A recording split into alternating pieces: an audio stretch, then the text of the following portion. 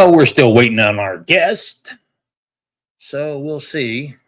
This might be a very, very short stream or live podcast until at least 4 o'clock when I know that person will show up. So the previous person rescheduled for the 6th of October. So next Monday. So Jen Robb will be next Monday. Let's see. Who else do we got coming up? Let me look here. Who else do we got coming up?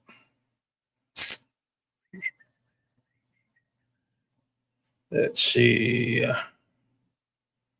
don't know who else we have coming up, honestly. Let's find out.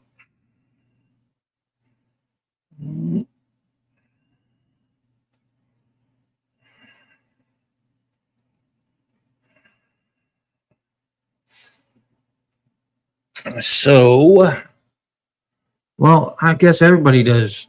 That was a fancy countdown. It was. I just found the button for it. I hit the button. So there's that.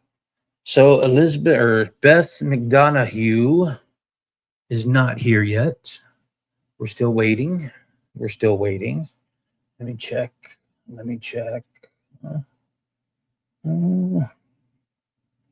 Still not here. Still not here. Don't know. So after that, we've got Rocky tonight. We've got Nico Logan tomorrow at 11. We also have Daryl Dittmer at 12. And then we have October 6th is Lindy something or other. And then we got Jen Robb.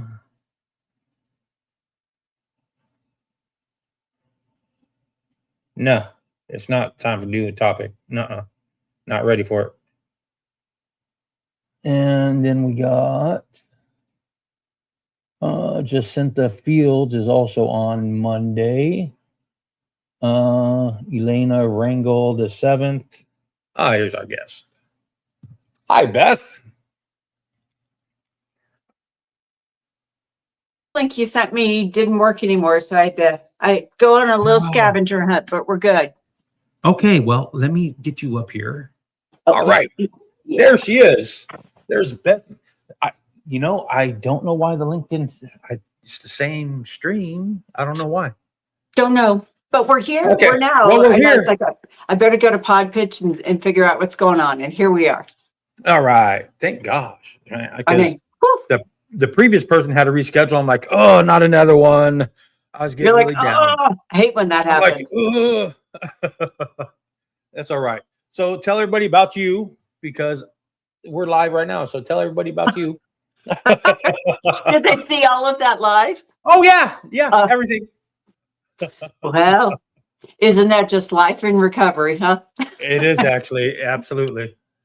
Yeah. So all about me. Well, how much time do you have, Jay? No, I'm kidding. We got plenty of time. Plenty.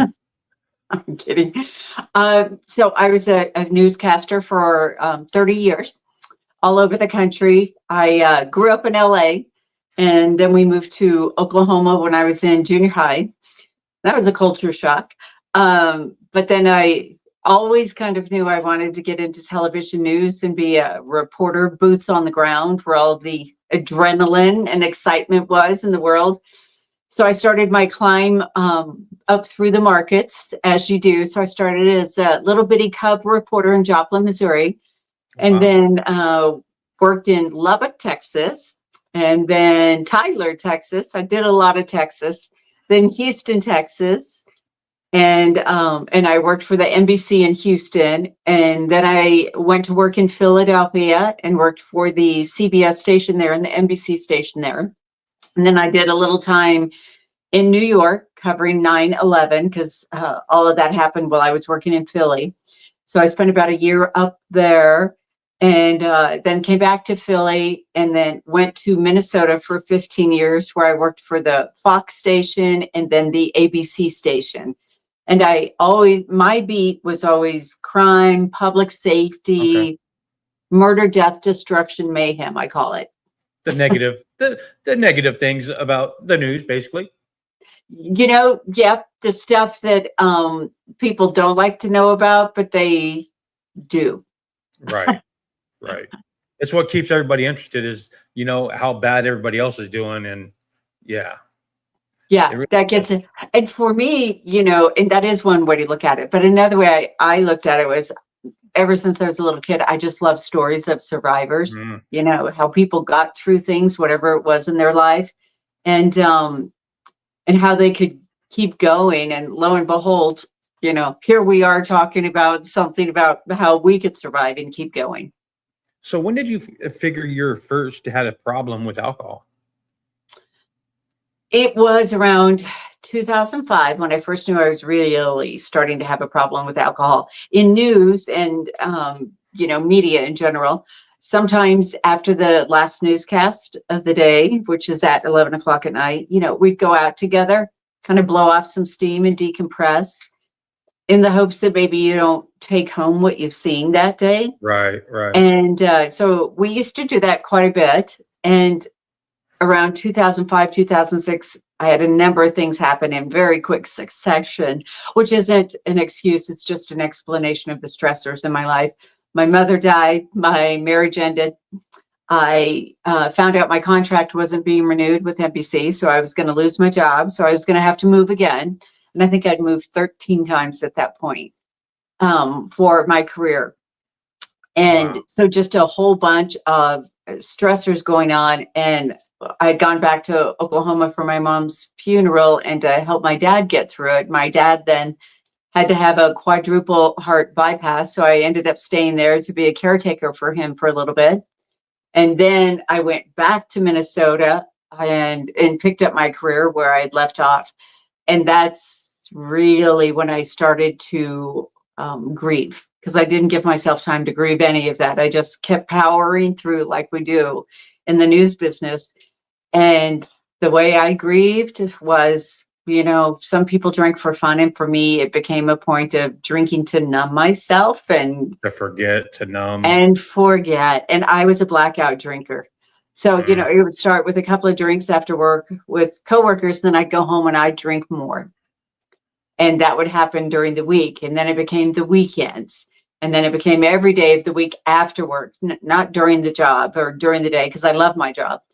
And I always thought I would never do anything to jeopardize my job. And yet I did everything to jeopardize it. right. And it's funny how that addiction, especially drinking, uh, is so normalized in society that, until until your job is affected by it, until your everyday life is affected by it, nobody looks at it.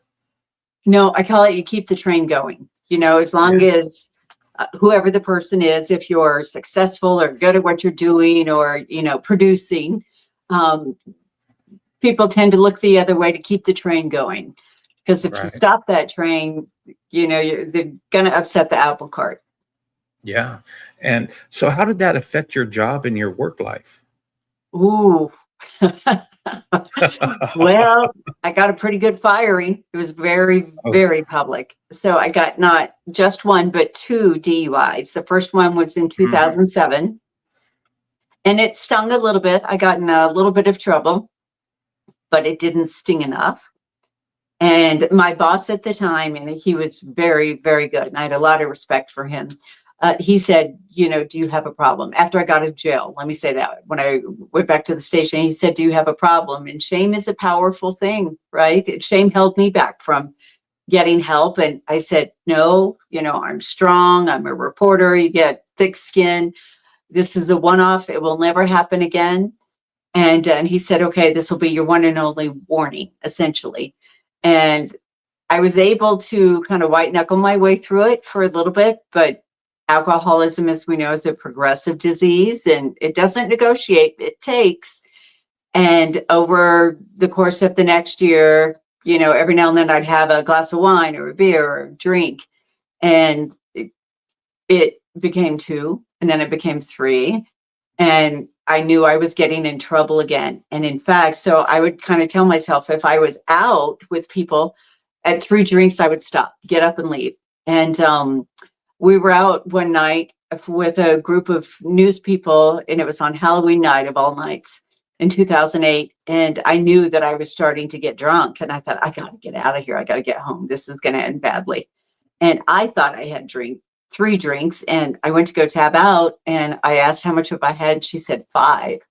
And I'm like, oh God, I gotta get home. Why I didn't call an Uber or cab, I don't know, but that's alcoholic stinking thinking. So on my way home from that, which wasn't far, I just lived a few miles away, I hit someone on the highway going 80 miles an hour. And that person wasn't hurt, thank goodness. His car was, and he sued me. And he was right to do all of that. By the time I got to my house, the police were on my front doorstep waiting. And Wow. I remember just a little bit. Again, I was a blackout drinker, so I remember a little bits of things about the process that happened next.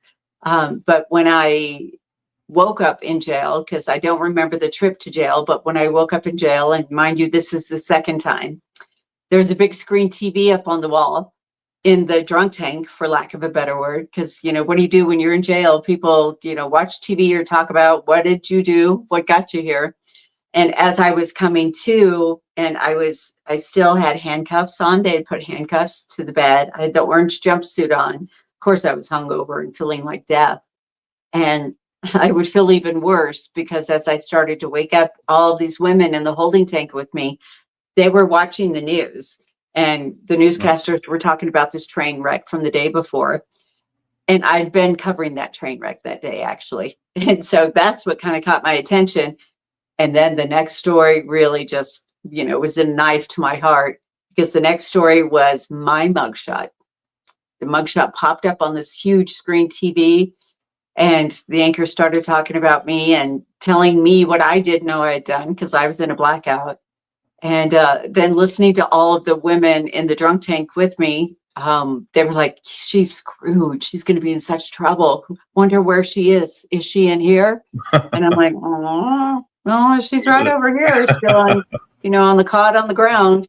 That's where she is. And I knew right then, I'm like, my life is over. Yeah. My life as I knew it was very over. So did that precipitate the change? Did that precipitate getting sober and in recovery? Yes, that was part of it. A very, very big part of it also was I had great respect for my boss, and I loved the station that I worked at, the network that I worked for. I loved my job, and I loved it more than anything. It was probably my identity, which is good and bad. But I knew then, oh, I'm going to be fired. There's no getting out of this. So it was going to the TV station, and check this out. In Minnesota, if you get more than 1 DUI in 10 years, they can take your license for a year, and then they take your car, they seize it, and they sell it at auction. And the sucky part was I just paid my car off too.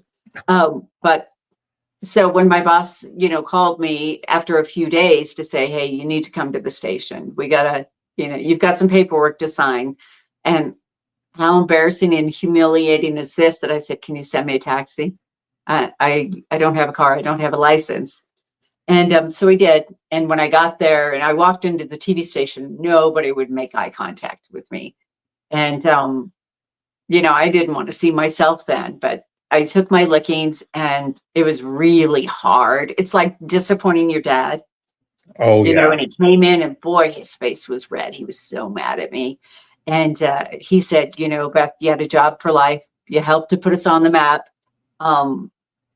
We could have given you help. We can't do that now because you violated your contract. You had a morality clause in your contract. I gave you one warning last year, and I was working for Fox News at the time.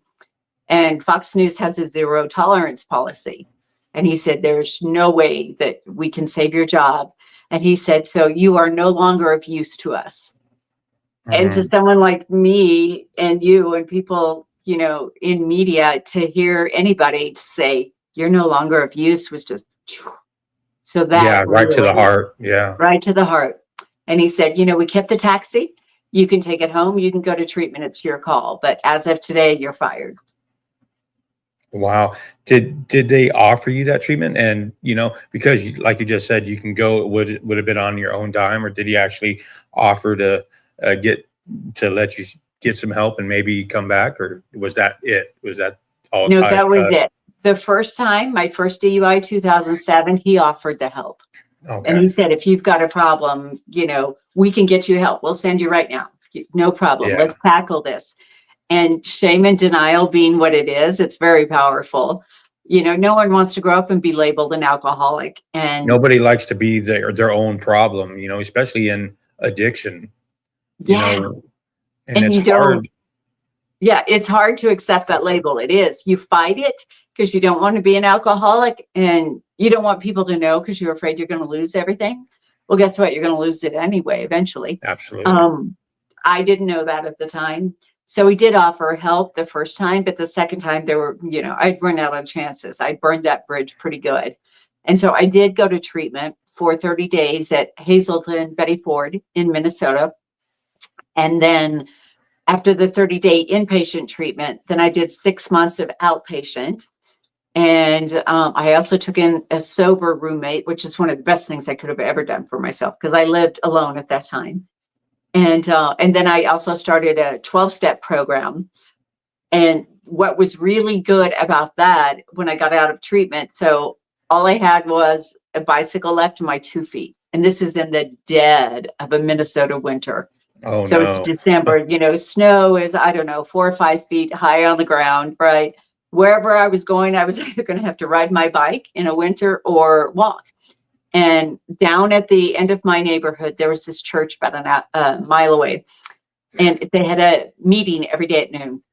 And so, I was like, well, let's, put on the puffy jacket, the snow boots, the gloves, the whole thing. And every day at noon for 1 year, I went there. And that was it's such an important game changer as well in my life. The people that I met, they kind of become community and family and safety nets. Mm-hmm. And that was very important. And then I've since gone back a few times to speak at Hazelton, just to try and inspire other people as well. Did you feel shunned while you're going through this whole process, by all your media friends and coworkers? Did you feel like you were isolated? And because I got that feeling when, I lost every single person in my contact list as a friend because let's face it, they weren't friends to begin with. And those type, I was addicted to drugs. So it was a different type of set of people, but still they were not friends or associates. And only if I could do something for them or if they could come over and use me, so it was really bad, that codependency almost, that it was really bad. So did you feel a lot of like isolation and like, ooh, black sheep, persona non grata type thing? Oh my gosh, I was publicly exiled. It was so bad. Even when I got out of jail the second time and when I was going home, my attorney was driving me home and we pulled up to my house and all the TV stations, the radio, the newspapers, they were all there. A couple of national entertainment shows were also on the front steps. And for all the times I've gotten a perp walk of someone else. Mm-hmm. I was now the perp walk, if you will. And very quickly, I would say I lost majority of my friends, my inner circle, family members, because word spread very quickly. And my mugshot made the rounds on the internet. So I would say most of my family who lived in other states, they all saw and heard it before I could reach out to them and share with them what had happened. And it was really, I like to say that the silence was deafening. And when I was even trying to get a ride home from treatment, which was about an hour and a half away, I had to go through like a 12th generation friend, a friend of a friend of a friend to get a ride home because people just did not want to be seen with me. I was damaged goods for sure. And you were that person, yeah. Yeah, I was that person. They didn't know who I was becoming, so they had to distance themselves, I think for, their own peace of mind. And that was really, really hard to take because I didn't have anywhere to turn or anyone to call for any sort of comfort. So yes, I was very publicly exiled. And then, I lost my job. I was getting sued. I had attorney fees. All of these things were mounting. All that stress building up. Oof. And so I put my house on the market to sell. Nobody would buy it because it was my house. And so it went into foreclosure. I lost my home. And I mean, I just literally lost everything. And I also lost my relationship with my dad. My mother had already passed away. But my dad, somebody called him and told him about all of this. And, you know, he was from a different generation of alcoholism wasn't a disease. It was a character fault. Right, right. And I tried to mend it, but he just couldn't get past that. And so yeah, I would say it's pretty fair to say I lost everything. So what did the rebuilding phase look like for you? How did you go about just rebuilding your life? So at first I went to the grocery store to apply to be a checkout clerk and got a no. Then I went to the mall to just get a retail job, got a solid no's everywhere I turned. And then I, you know, in a Hail Mary, I reached out again to all of the TV stations in the Twin Cities, hoping that someone would recognize like the seasoned reporter in me and the experience that I had and the knowledge and the contacts. And every single one was a hard no. Wow. And I'm like, okay, well, I may have to move states again, or let me try and figure this out. And so back in the day when I was working for the networks, I was on a go team. So anytime there's mass destruction somewhere, I was one of the first to call to get up and go. So I used a lot of doggy daycares and dog walkers. And I had a dog at the time. And I thought, well, I can't drive anywhere. So let me go hit up my neighbors and see if I could talk them into letting me walk their dogs while they're at work for $20 a pop and pick up their poop. And that is literally what I did. So I started doing that in my neighborhood with all of my neighbors' dogs. And then they were asking, you know, could we have daycare with you? And I'm like, I can't do daycare. I'm losing my house. I don't even know where I'm going to live. You know, like I'm looking at bridges at this point, seeing which one I was going to move under.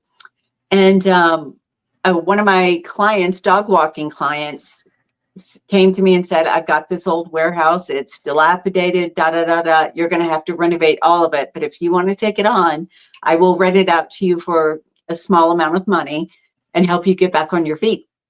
So that's what I did. So I had no money to pay anyone to come do construction or any of that. And I didn't really know what I was doing, but thank goodness for YouTube.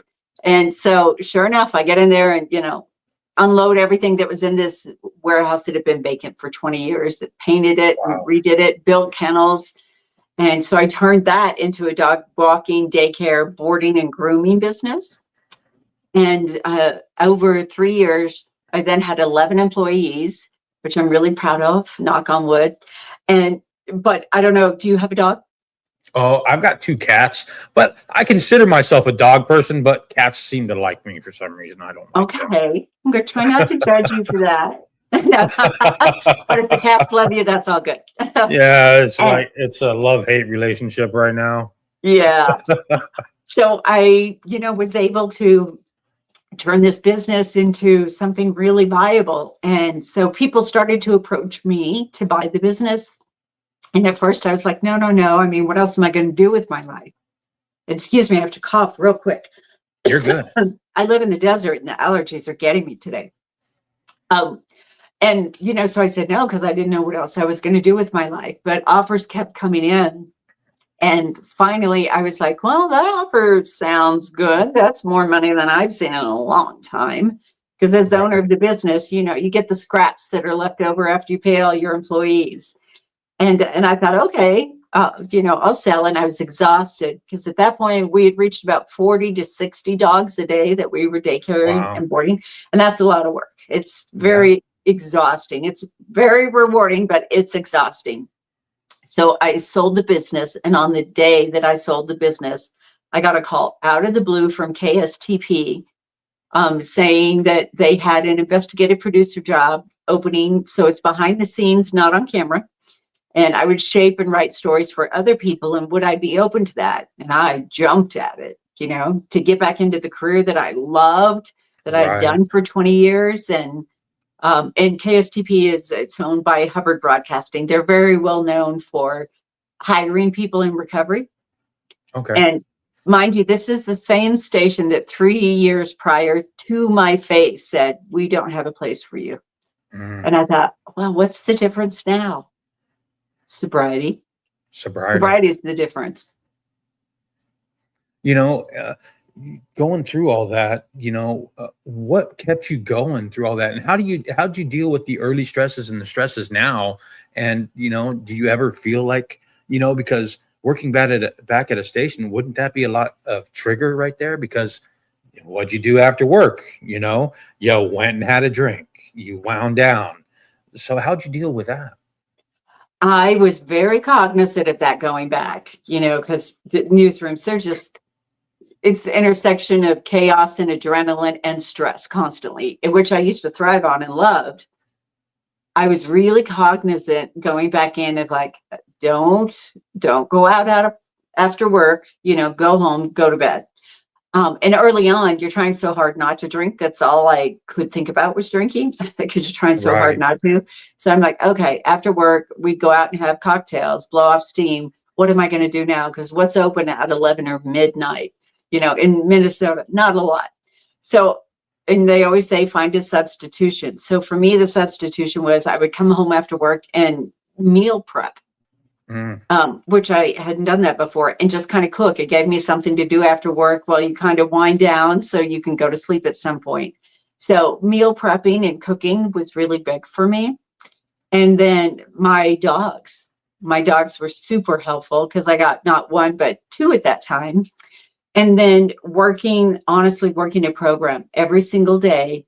And if I ever started to get the urge, which would happen early on about the first year of recovery, there was a phrase that I'd heard in treatment that just really, and it's very simple, but it would help me. And whenever I was going through yucky stuff in life prior to this, I just had a phrase in my head of hold on. Like, if you can hold on through this night, because I would drink at night, hold on, go to sleep, go cook, just hold on, go to bed, when you wake up in the morning, it's a new day.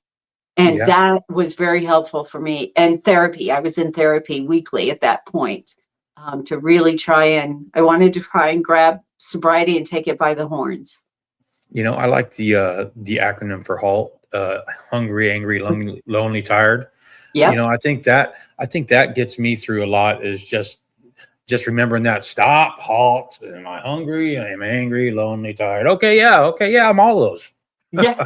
We're all of those. Yeah, we're human. Yeah. I'm all those, but that, and just never giving up. Cause I was never a quitter. I've quit one thing in my life, and that was drugs, drugs and being a criminal, so those are the two best things I could have quit, in fact, ever, but if that labels me as a quitter, then fine, I'll be a quitter all day long. But that also gives me the strength and the courage to continue what I'm doing, Yes. And that right there, what? I thrive on the haters, the people that want to sit in the background or in the front row and see you fail, watching for the fall. I thrive on that. I'm just like, just keep sitting, pack two lunches, because it's going to be a while. Did you ever get that? Did you ever get that feeling like, all right, you guys want to watch me? Watch me rise now. I didn't get that early on because I had dropped such an explosive atomic bomb in my life. Everything blew up. So I didn't get that because I was just too raw. But you said something really interesting, and I've had this phrase in my head too, that I wasn't a good quitter, which is great professionally, not so good personally. And I'm like, I don't even know how to quit. Like, one time I was running a marathon, I blew my back out in the 19th mile, and I finished. Like, I just, Wow. we're wired like that we don't know how to quit. And so no, I didn't. But what I did in the meetings that I would go to every day, I remember an older gentleman, he was probably grandpa age, and he had befriended me in a meeting one day because when I first came in, I look pretty rough. And because we don't look like we do today. And he said, what happened to you? And when's the last time you had a drink? Da, da, da. And I said, God, I'm just hurting everybody around me. I feel like shit. I feel terrible. And he goes, good. Remember that feeling. Remember You that should. feeling. You're doing this to people. They didn't do it to you. Own it and get better, come out of this a better person. So I do believe all the destruction developed me into a better person, but it wasn't until I went through all of my consequences, the couple of weekends in jail, the workhouse, the labor camp, the home monitoring for 2 months. And that's when I kind of started writing again. And I'm a reporter and I have written all my stories ever since I started in the business. And so I thought, you know what, maybe writing will be a good outlet for me too. Let me just put all my guts out there on paper and everything that happened. And I didn't intend to write a book at that time. I was just thinking it was kind of written therapy for me. But as I started going through all of these experiences, then I was like, I'm learning things that maybe other people don't know that might be helpful to them. So I started to put that in the book. And that speaks to one thing that I learned in treatment, which was really a mind shift change for me. Because people used to say when I had one drink that I went from 0 to 100, Right. I mean, I was the life of the party and you put some alcohol in me and I was hanging from the ceiling and, doing crazy. That one's not enough and 100's too many. Yeah. Yes, that was very much me. And in treatment, I learned because, you go through detox, you learn all the medical whys and hows of things. And also you kind of do your family tree history to see if it's in your family. And it was my family. My grandparents, both of them died from alcoholism. I have a sister who died from a drug overdose. And my biological father, he abandoned us when I was little, but he has substance abuse issues, according to the family, and mental health issues. And, so you kind of excavate all of that. And then you get to the medical whys. And what I learned in treatment was that women absorb 30% more alcohol than men. Mm. So that's why, inebriation shows on us much quicker than it does on men, because we have more fat on our bodies and less of this enzyme that it takes to break down alcohol. Well, men have more water in their bodies and alcohol dissolves in water. So men can consume more and they're just not going to be as inebriated.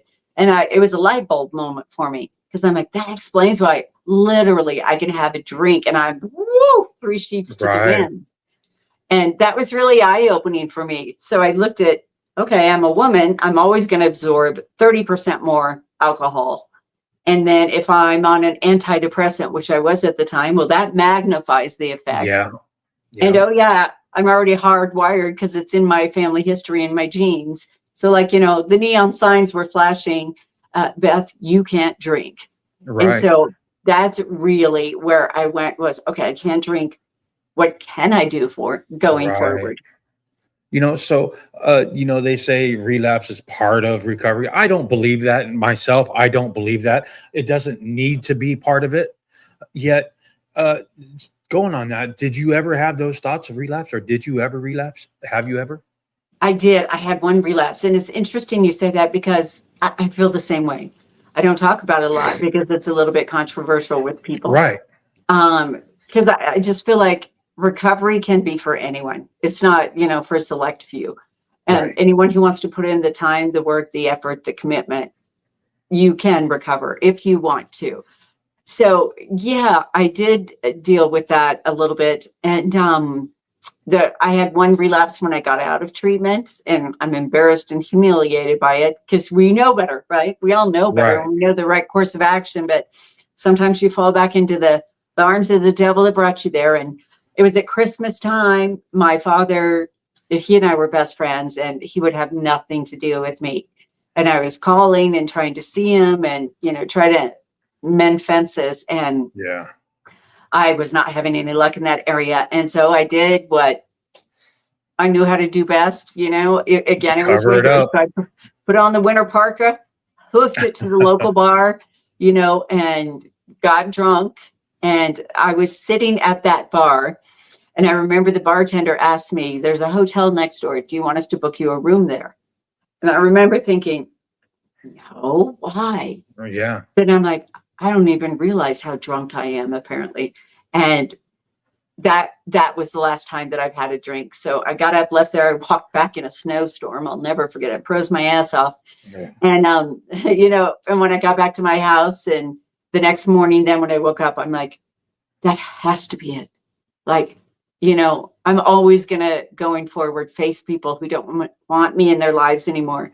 And I have to figure out a way to deal with that. That, not every story is gonna have a happy ending, and the people we've hurt, they have every right to their pain and their response to us. Yes. So I Yeah. thought, I've got to figure out a way going forward that I'm not turning to the bottle for my consolation, because it's ruined my life.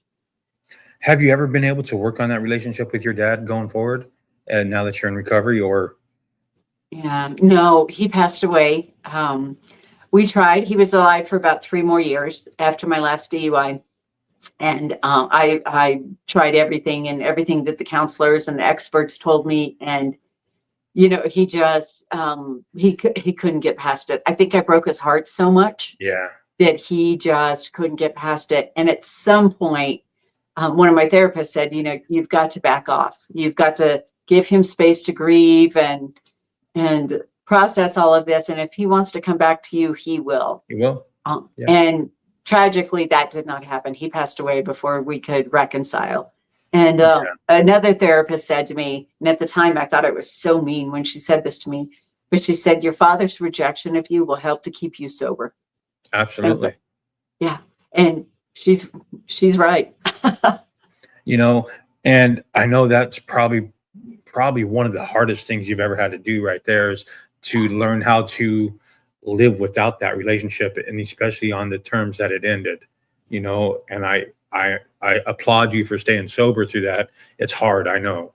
And, I just hope you have been working on it and are able to let some of it go at a little bit of time, because that's all we can do. Yeah. And it took me a little bit, because you feel like a failure because you couldn't mend that relationship. And who does that to their father? So it took me a while to be able to forgive myself, because that was pretty hard. And, the sober us is not the same person as the drunk us. But he also lived in a different state. And so he didn't get to see the progress that I was making. Right. Yeah. And I would try to share it with him, and I would write letters. The letters didn't come back, but I also don't know that he read them. Right. Because he wouldn't take my phone calls anymore. I even flew there one time. He had all the locks on the house changed. So, and I thought, every time I'm reaching out to him, that hurts him as much as it hurts me. And so a therapist said, give him his space. If he wants to come back, he will. And if he doesn't, then that's your lot in life to live with. And going from there to writing this book, Standby, how do you segue? How do you start writing the book, and what's it about? Yeah, so it's about my journey. It's about the DUI, and it's not a soft start in the book. Like when you open up chapter 1, readers are right there with me in jail. And I wrote it behind the scenes to give everyone a look at what happens when you get DUIs, what kind of trouble you get into. So I take readers through the jail process with me, through the court process, through the fines, through the lawsuits, through losing my home, through losing everything. And in fact, before my home went to foreclosure, anything that was worth something in my home, I was selling on Facebook, and anybody that would buy it, because I needed the money that badly, because I was broke. And so I started really to write the book for me to just get all my feelings out and share all of it. And then you go through and you learn so much in the process that I thought, maybe I will turn this into a book. The writing started as a way to excavate my wounds, but now I can use it to help heal those wounds. And not just my wounds, but other people's, like learning that we women are more susceptible to alcohol. And, and why. And maybe that was a light bulb moment for me. So maybe it could be for someone else too. So I really kind of changed my mission halfway through. And I would stop and start, because it's pretty hard to face your demons every single day, right? And when you're there staring at that computer going, you know what? I just hit someone on the highway, or my father, said, never call me again. Or the boyfriend I had at the time, said he's never had a drink. So he didn't understand alcoholism. And, when that ended, I was just writing my way through all of that, using words to kind of comfort myself. And at some point I thought, you know what? I really didn't think a book, but I thought, oh, but, if someone ever reads this, or my family, or, if I ever get back on my feet again, maybe what's in here might be helpful. But then I kind of put it aside, because when I got back into television news, then that retook over my life. And it wasn't until I call it leaving the sirens of the big city for the stillness of the desert. These last couple of years, I moved out here to the desert in southern Utah, and it finally gave me the stillness and the peace to be able to finish the book. And, it would have been a much different book 15 years ago, but now, Right. with the wisdom, what I know, some things that I can share with other people to help improve their lives and help them build a life that they don't need to escape from anymore, I really was able to sit down and focus and get it done. So it's about my journey, and it's not a soft start. I take people through all the ugliness behind for a reason, to show this is what the consequences look like, but it's also the cost of transformation. And one story that I can share in jail, and there are several, Oh yeah. as you can imagine, right? Yeah. Oh It sounds yeah. like you've been there, right? Almost 20 years, off and on Yep. for 20. Yeah. So I was not the best of characters. Let's just put it that way. So I got plenty of stories, and I hate them all. You weren't back then, but now you Not are. right. Not then. I am now. I am Yeah. now. So there was and when I got taken into a jail cell, one of the deputies, said, and I knew them all because I had interviewed them all. I knew them all. So when I came in, and they were like, "Hey, you came in the wrong door to get a mugshot." And then he stood there and he was like, "You're the mugshot?" And I said, "Mm-mm." And I remember he came up Oh, and whacked me upside the head like a father would, and he goes, "I'm not treating you any differently. Get in there, you're getting your booking photo, and we're fingerprint the whole yard." And he goes, "And we're packed this weekend, so you're not going to get a cell by yourself. You have to go to a drunk tank." So he put me in a drunk tank, and then another woman came in, and she was like, "Hey, do you think we can get some Coke in here?" And I'm like, I don't think they bring us soft drinks. I don't think we're getting soft drinks, right?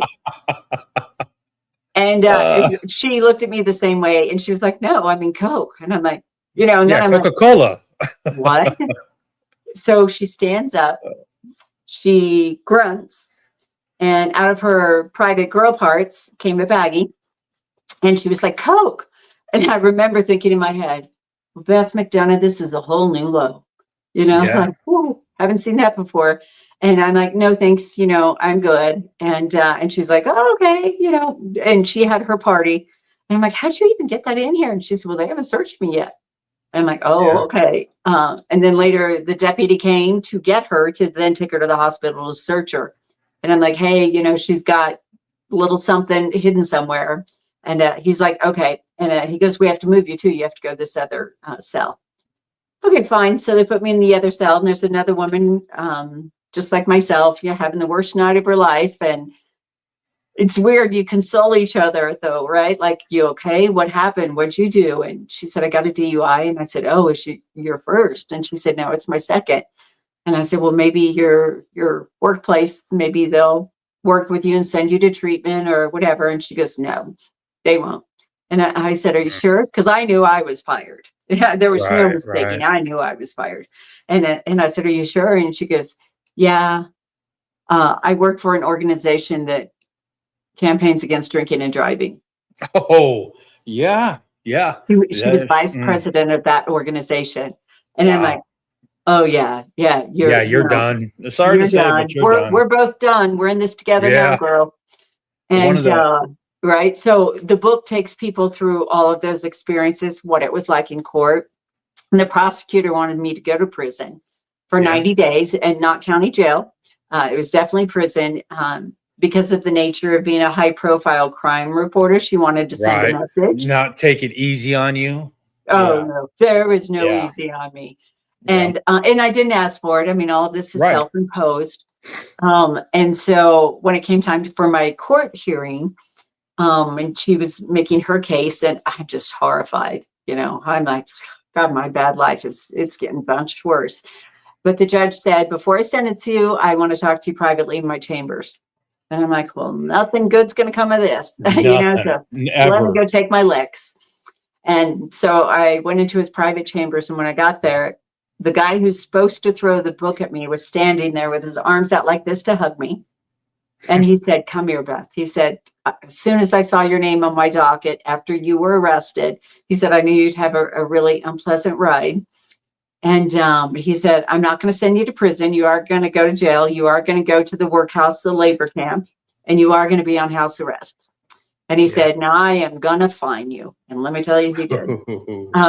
But he said, you won't go to prison. And he said, I want you to know that you'll be able to overcome this. And he said, today was his 20-year sobriety anniversary. He'd been in a meeting earlier that day and got his chip. Wow. Right? And he said, wow. I ask you when the day comes and you're sober and you're grounded enough that you pay it forward. Yeah. And so that's what this book is about too, is paying it forward. Because the one guy who was supposed to throw the book at me is honestly the only person who showed me a moment of compassion up until that time.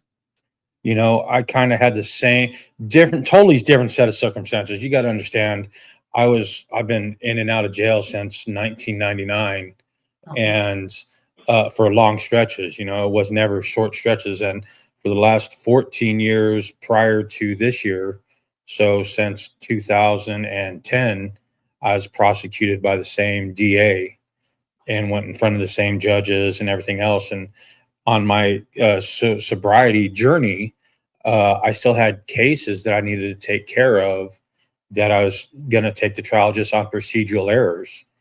And so I was clean and sober for over a year, and I moved, and I did a video court, and it was pre-trial. So it was a motions hearing, and to see if we're going to go forward with trial. And that was June 16th of this year. And my DA or my lawyer calls me right before we're scheduled to appear on video, and she's like, Jay, they're dropping the charges. I'm like, bullshit, you're lying. I don't believe that at all. You got to tell me this. I had her tell it to me 2 or 3 times, and no, they're wanting to drop the charges. Well, little did I know that the DA that's been prosecuting me for 14 years decided to jump in the courtroom and say something to me, right? So I log on, get on in court, and they call me last. And, you know, I'm like sitting there. I'm like, there's still no way they're dropping charges. I still don't believe it. Not me. You know, this never happened to me, you know, and the DA gets on there after they say we're going to withdraw the charges and we're going to dismiss, in the pursuit of justice, we're going to dismiss all these cases. And then she states, Mr. Bush, you don't know me, but I've been prosecuting you for the last 14 years. I've sentenced you to prison. I've tried to habitual criminalize you. I've sent you to the halfway house, probation, all these other things.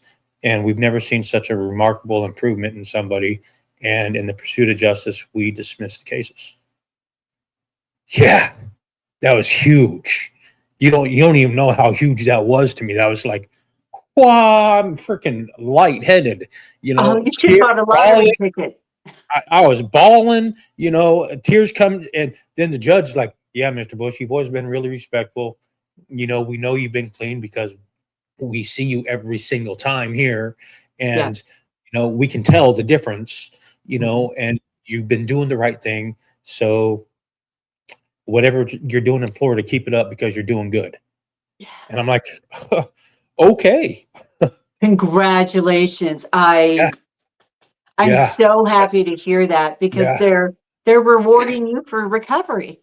And you got to understand, before that, I turned myself in to the same police department that just dismissed the cases, but I turned myself in, and literally I called them on the phone and I'm like, hey, I've got warrants. You're supposed to come pick me up. Where are you? And they sent a quick reaction force, 3 or 4 vehicles. This is how well known I was in this town. They sent 3 or 4 vehicles, and I seen them flying by with their lights off. And I'm sitting on my back porch, and I'm like, I call them up. I see you guys. I'm out in the middle of the road, phone up in my head. They're like, oh, Mr. Bush, is that you? I'm like, yeah, you know, Uh-huh. They perp walked me backwards, and I'm like, my hands are way up here. I ain't doing nothing. I'm like, Yep. Yep. why'd you send 6 freaking cops? I was turning myself in. I told you I was turning myself in. It was crazy. It was just crazy. Wow. It went from that, turning myself in like that, to dismiss charges. Yeah, And it was crazy. that's because you did the work. Yeah. You did the work. How long have you been sober now? June 15th, 2024. Oh, congratulations. Congratulations. So more than a Thank you. year.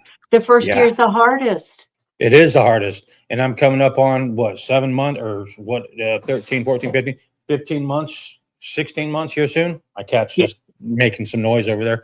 Uh-huh. And, it's every single thing has been worth it. The people that I've met, the people that I interact with now are a total different type of people. It's so worth it for anybody out there. Sobriety is worth it just because it gives us life back to our days. You just said it right there. Like, everything comes with sobriety, clarity, purpose, healing, life. You get, if you didn't like the first half of your life, when you get sober, well, there's your clean slate. You get to start over, and whatever that looks like. And you know what? Every day that I wake up is a clean slate, because I've learned how to live in the moment now. I'm not chasing some kind of alternate universe, basically some alternate reality where I can forget about things. No, I've got to deal with things as they come now. And to learn that process over sucks, but it's so much better than band-aiding it up and dealing with it later. I don't deal with stuff later anymore. It's like I deal with it as it comes, and that's so much easier. I always thought, hiding it and forgetting about it was so much easier, but no, it sucks worse. Oh, that's so much worse. And like hiding the demon and hiding from law enforcement, and knowing that you're lying to yourself too. That being able to drive down the road with a license and a vehicle, and I have for the last year my license was taken when I was 19 or 20. And I haven't had one since, and I'm mid 40s now, and I haven't had one since the whole time. That would always lead to more problems, because you know what? I'd get a ticket, I wouldn't go because I don't got a license. Screw you guys, Right. And so that would cascade. It would cascade, the cascade effect. And then it's like, I'm going to jail anyway, so let's go do some more dumb stuff, in my addiction, so I can just go to jail for longer. I mean, you like the food that much, huh? No. Yeah, it was terrible. So awful. I remember when I was at the labor camp, the workhouse, one of the women, and they were overcrowded, right? So, because a lot of us have issues. So I remember the deputy threw a towel down on the floor, and that was my bed for the weekend, because they were all out of cots and blankets and all of that. And the women in my unit were chatting, and they're like, what'd you do? The usual, right? What'd you do? How'd you get here? Blah, blah, blah. So I told them DUIs, and they were like, oh, and I asked one woman, what are you in here for? And how long are you here? And she said 9 months, because drug dealing. And she goes, and I am telling you, when I get out, I am only smoking dope. And and at that time it was illegal in Minnesota. And this was 2008. And I was like, you like it that much, huh? They're like, no, that's aren't we all here to learn our lessons? Yeah. Well, Beth, I got one question I ask everybody. If anybody's out there listening and you want them to take away one thing in your story and your journey, what would that be? It would be that as I sit here now, clean and sober for 16 years, that and you can see, maybe that will help. There's part of my mugshot, because that's the cover of my book, showing the two sides of an alcoholic, the mugshot and the other one.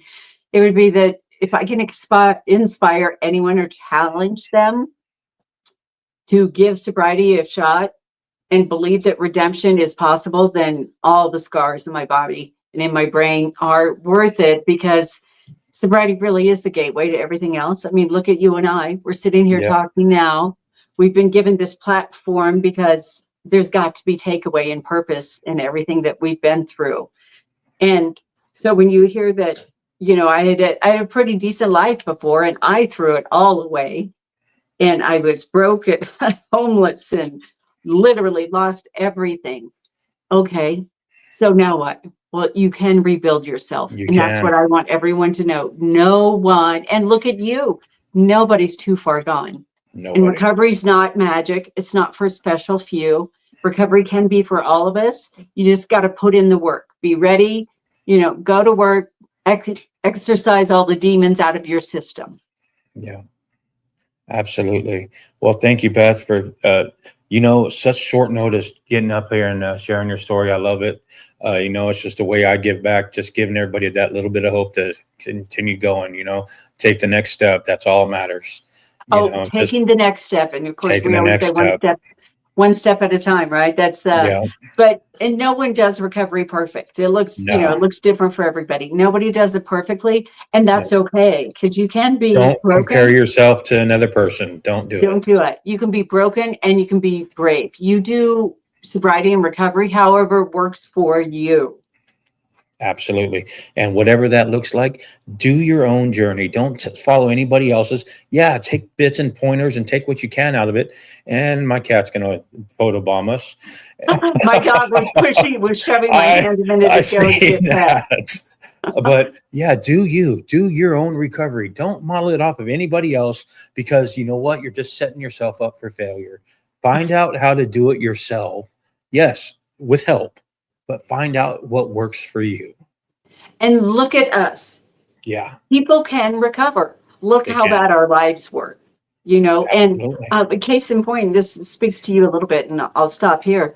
The Indiana court system reached out to Oh me yeah. recently. Well, I don't live in Indiana. And, but anyway, they had seen some of my stuff on TikTok and social media. And they reached out because they said, we get together once a year with all the judges, the prosecutors, the defense attorneys, and probation officers. And she said, as you can imagine, we see a lot of people who can't come back. And she said, we're really inspired by your story that you did recover and you did make it back. And so we'd love to have you come speak at this big symposium of a few thousand people. And I was like, whoo, okay. Yeah, you're choking. There's like sweat dripping. I'm like, I don't know.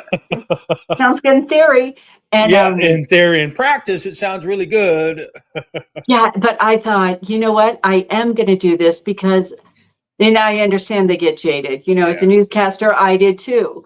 You can get desensitized, but she said, we really just want, it would be helpful for all of them to see that people can turn their lives around, much like you, and charges were dropped. And so I jumped at the chance, and I'm going to go speak in April. And I hope that you get that chance too, because you really have a great story to tell. Thank you, Beth. And, like I say, all of our stories are going to be somebody's survival guide. And that's absolutely. All. And that's our show for today. Keep rocking your recovery. Thank our guest, Beth. Beth, I really do appreciate it on such short notice. I hope to talk to you in the future. It's been awesome. But I have another podcast to get to, so I'm just cutting this really short. Okay, bye. It's been a pleasure talking to you. And don't forget, Sober October. Sober October, sober November, December, and January too. Yeah, what you said. All right. Thank you, Beth. Take care. Bye-bye. Bye-bye.